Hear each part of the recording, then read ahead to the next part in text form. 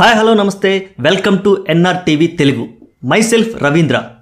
ఈ వీడియోలో డిస్కస్ చేయబోయే టాపిక్ వేణుస్వామి గురించి. వేణుస్వామి గారు ఎటువంటి సంచలన వ్యాఖ్యలు చేస్తుంటారో మీ అందరికీ తెలుసు.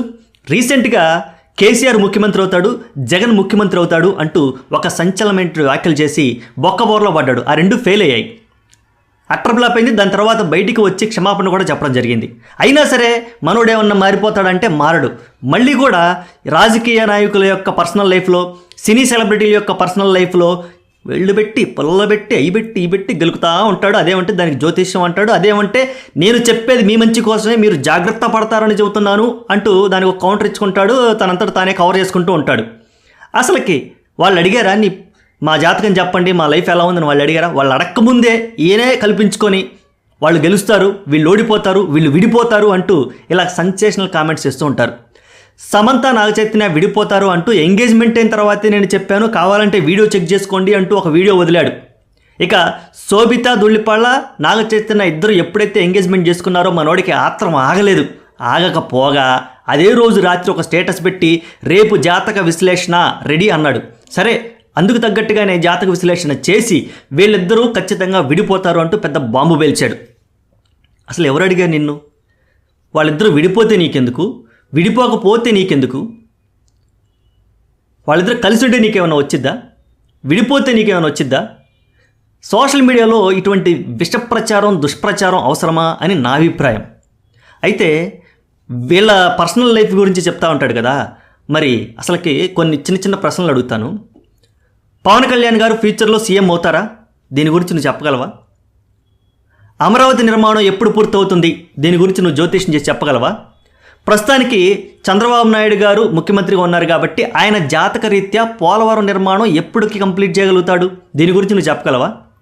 విశాఖ రైల్వే జోన్ ఎప్పటికి పూర్తవుతుంది? చంద్రబాబు జాతకం చూసి నువ్వు చెప్పగలవా? ఆయన జాతకం చూసి ఆయన ఇంకా ఏమేమి ఘనకార్యాలు సాధిస్తాడు చెప్పగలవా? ఇలాంటివి చెప్పు. సినీ సెలబ్రిటీలు, చిన్న చిన్న రాజకీయ నాయకులు లేనిపోని అన్నీ గెలుపుతూ ఉంటారు. సరే, ఇప్పుడు దీని మీద నా విశ్లేషణ ఏంటంటే, టాలీవుడ్ సినీ సెలబ్రిటీస్ మీద ఎవరు పడితే వాళ్ళు ఇష్టం వచ్చినట్లు వాగుతున్నారని చెప్పి మంచు విష్ణు గారు సీరియస్గా రియాక్ట్ అవుతున్నారు, యాక్షన్ కూడా తీసుకుంటున్నారు.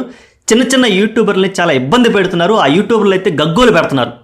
మరి మంచు విష్ణు గారు వేణుస్వామి చేసిన ఈ వ్యాఖ్యల మీద, నాగచైతన్య శోభిత ఎంగేజ్మెంట్ అయిన తర్వాత విడిపోతారంటూ వేణుస్వామి చేసిన ఈ వ్యాఖ్యల మీద మరి ఎలా రియాక్ట్ అవుతాడు? ఏం యాక్షన్ తీసుకుంటాడు? ప్రతిదానికి రియాక్ట్ అయ్యే మంచు విష్ణు గారు ఈ ఇష్యూని ఎలా డీల్ చేయబోతున్నారు? ఖచ్చితంగా డీల్ చేయాలి, ఇష్యూని హ్యాండిల్ చేయాలి.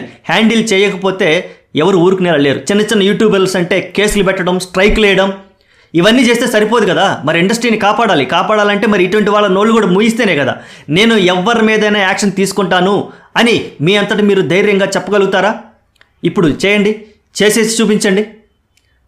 టాలీవుడ్ సినీ సెలబ్రిటీస్ మీద ఇష్టం వచ్చినట్టు నోరు పారేసుకుంటున్న వేణుస్వామి మీద మీరు యాక్షన్ ఎందుకు తీసుకోరు? శోభితతో నిశ్చితార్థం జరగబోతుందని ముందే ఎందుకు చెప్పలేదు వేణుస్వామి? చెప్పడు.